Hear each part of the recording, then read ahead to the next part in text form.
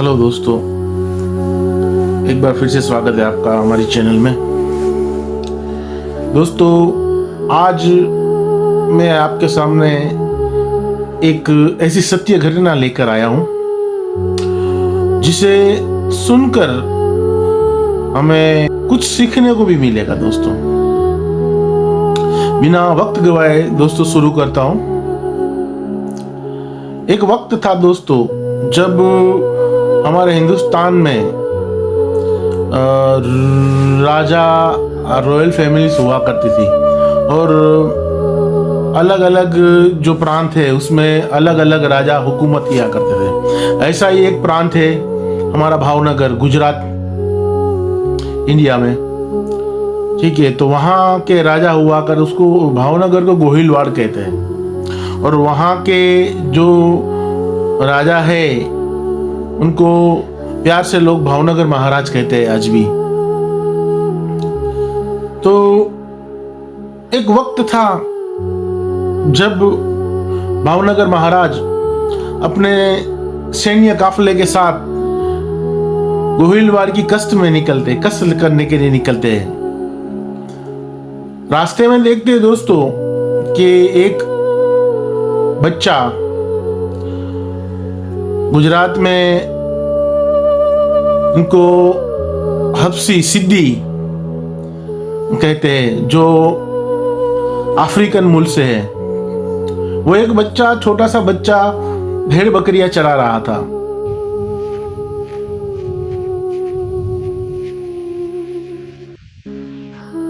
और इतनी धूप होने के बावजूद वो भेड़ बकरियां के ऊपर ध्यान दे रहा था और कहीं कोई भेड़ बकरी कोई गलत जगह पे ना चली जाए उसका एकदम से ख्याल रखता था।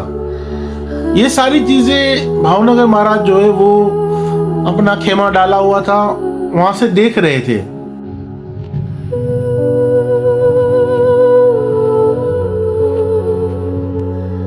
उनको इस बच्चे के प्रति एक लगाव सा हो गया कि ये बच्चा है, फिर भी यहाँ वहाँ ना खेलता है ना छांव में बैठता है, पर ये अपने काम में व्यस्त है और अपने काम में ध्यान दे रहा है। तभी सिपाहियों से कहकर उस बच्चे को आपने अपने पास बुलाया और कहा, बेटा, क्या तुम भावनगर आना चाहोगे मेरे साथ? मेरे वहां काम करोगे? तो उस बच्चे का खुशी का ठिकाना नहीं रहा कि इतने बड़े महाराजा और मुझे काम की ऑफर दे रहे हैं और उनके वहां रहकर मुझे काम करना है।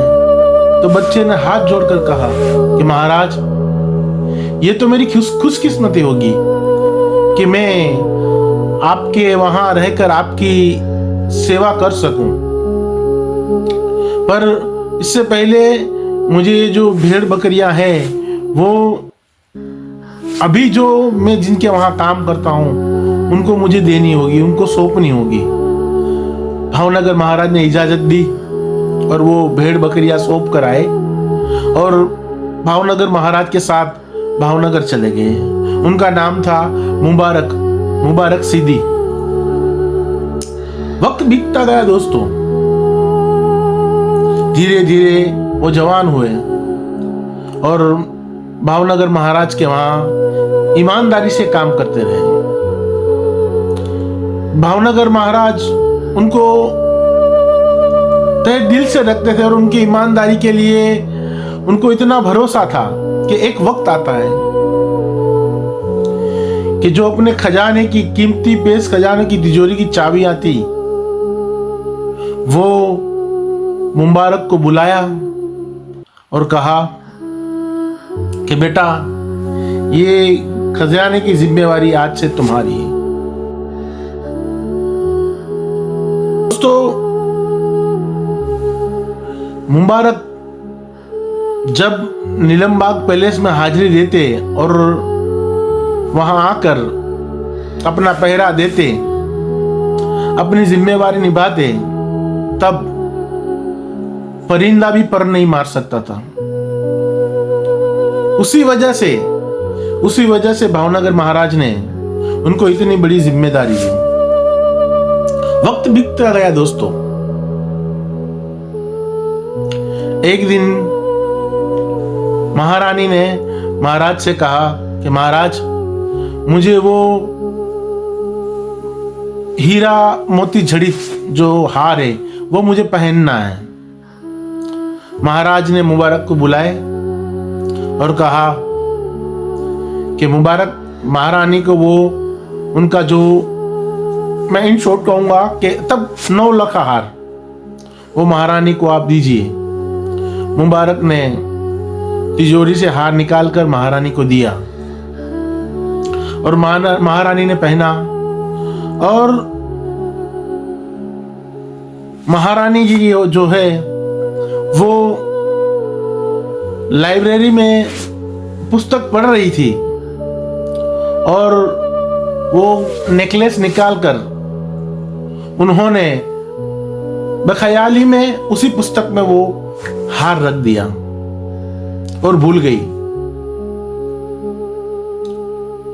थोड़े दिन जाते गुजरते दोस्तों, थोड़े दिनों के बाद महारानी को याद आता है कि वो मेरा हार कहाँ गया। तब महारानी महाराजा को कहती है कि वो मेरा हार नहीं मिल रहा है।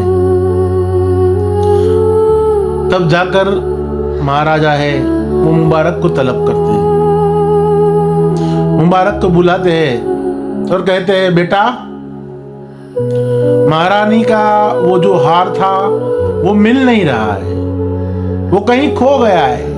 इल्जाम नहीं लगाया पर कहा कि बेटा वो मिल नहीं रहा है, कहीं खो गया है। क्या आपको मालूम है? बस इतनी सी बात कहनी थी और मुबारक के ऊपर जैसे बिजली गिरी। मुबारक अपने कक्ष में जाकर रोए और खुदा से दुआ की, या अल्लाह, आज मेरी लाज रख ले। मैं तेरे सामने 5 टाइम सजदा करता हूं। मैंने आज तक ख्यालों में भी कभी ना तो कोई गलत बात सोची है। उसी दिन से मुबारक बुझे बुझे से रहने लगे। इसीलिए संत कबीर ने कहा है कि साच बुराई मत कहो, सुनत बुरा ना लागे, साबद साबद संभल कर जननी, जन्म ना त्यागे। तब कौन सा शब्द सामने वाले के दिल को चीर के निकल जाता है वो हमें मालूम नहीं। पर गोविंदवाल महाराज, भावनगर महाराज का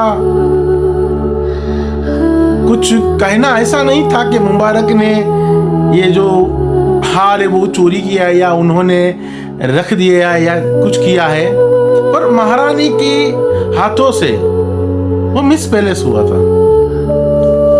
तो उन्होंने सिर्फ उनको पूछा, पर ये थे ईमानदार आदमी, इनको इतना बड़ा झटका लगा कि उन्होंने गुमसुम रहना ज्यादा पसंद कर लिया। और एक दिन की बात है, जब महारानी जी कुछ किताब पढ़ रही थी और इनको क्लिक हुआ कि मैं इसी तरह किताब पढ़ रही थी और ये फला फला किताब के अंदर मैंने जो अपना 9 लाख हार है वो रखा है। उन्होंने जल्दी से महाराजा को कहा, महाराज, मुझसे एक बहुत बड़ी गलती हो गई है, आप जल्दी ही मुबारक को बुलाइए, मुझे उनसे माफी मांगनी है। महाराज ने कहा, क्या हुआ महारानी जी? महारानी जी ने पूरा वाकया सुनाया। महाराज ने तुरंत ही सिपाहियों को भेजा और मुबारक को तलब किए। मुबारक दरबार में हाजिर हुए। महाराज, क्या हुक्म है? दोस्तों, वो तब के महाराज थे। उन्होंने कहा, वो गोहिलवाड़ के महाराज है, कोई नॉर्मल इंसान नहीं है। उन्होंने कहा, मुबारक बेटा, मुझे दिल से माफ कर दे।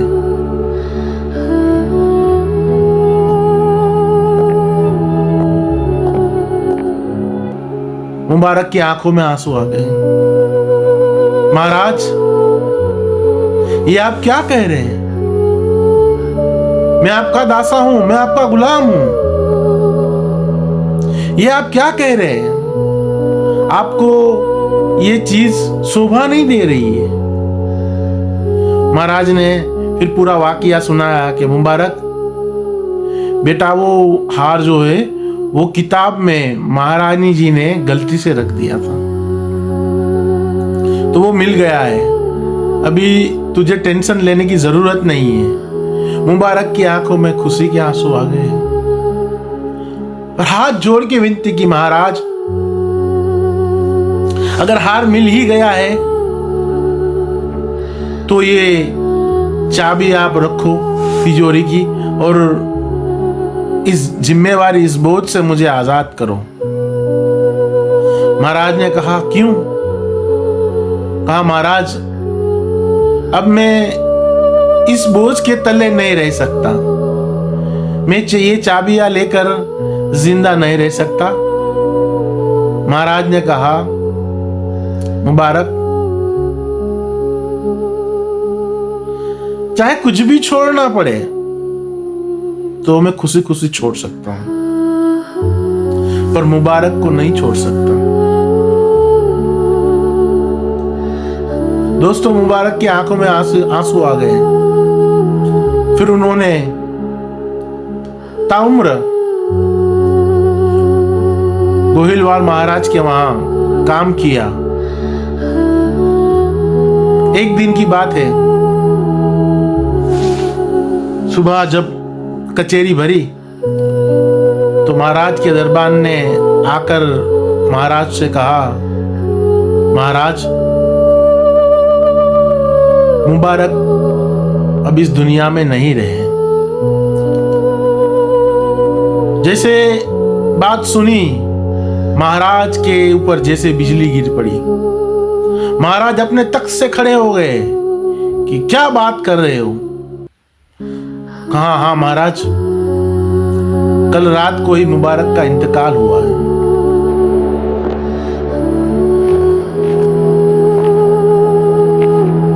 महाराज ने कहा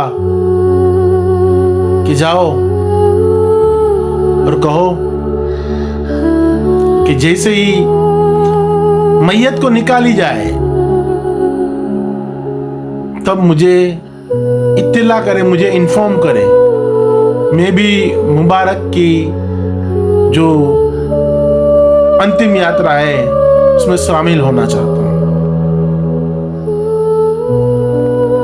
1 घंटा हुआ, 2 घंटे हुए, 4 घंटे हुए, फिर भी जनाजा निकला नहीं।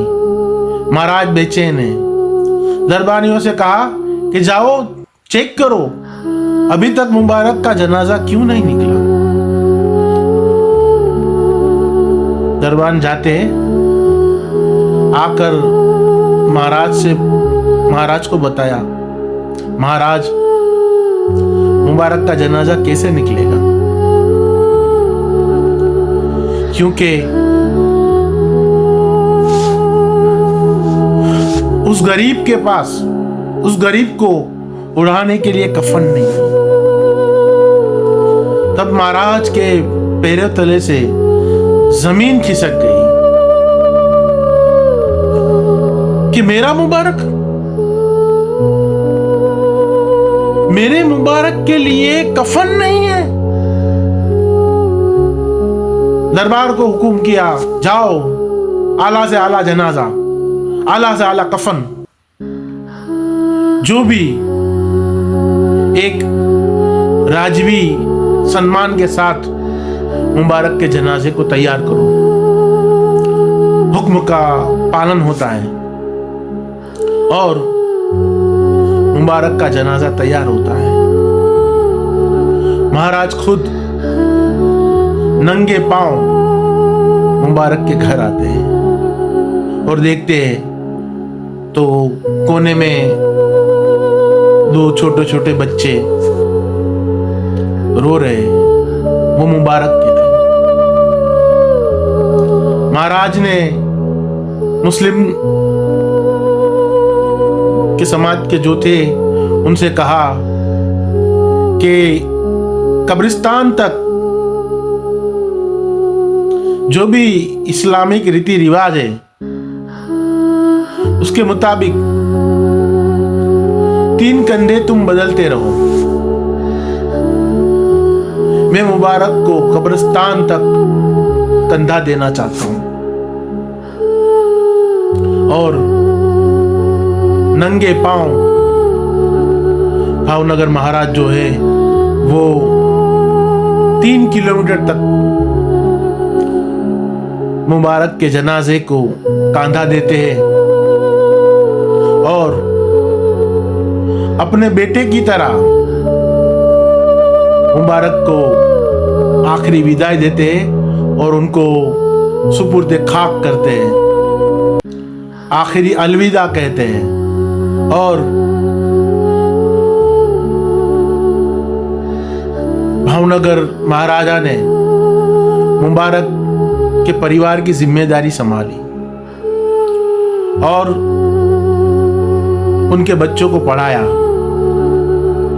और उनमें से एक जो उनके लड़के हैं उनका इंतकाल हुआ है और दूसरे जो है वो गुजरात के महुआ में डॉक्टर उमर भाई आज भी है। और आप जब भी भावनगर की विजिट लो तो भावनगर के मुस्लिम कब्रिस्तान में जाओ, वहां पर एक कब्र मिलेगी।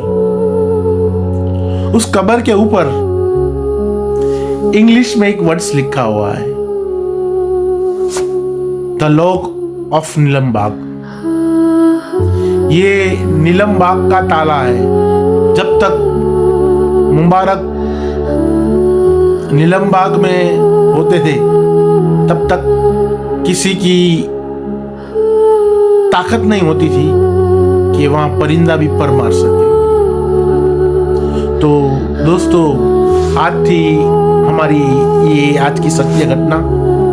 और ऐसा हुआ करता था हमारा हिंदुस्तान, ऐसा हुआ करता था हमारा भारत, और ऐसे हुआ करते थे हमारे राजा। तो सैल्यूट है भावनगर महाराज को और सैल्यूट है उस मुबारक ईमानदार को। जय हिंद, जय भारत।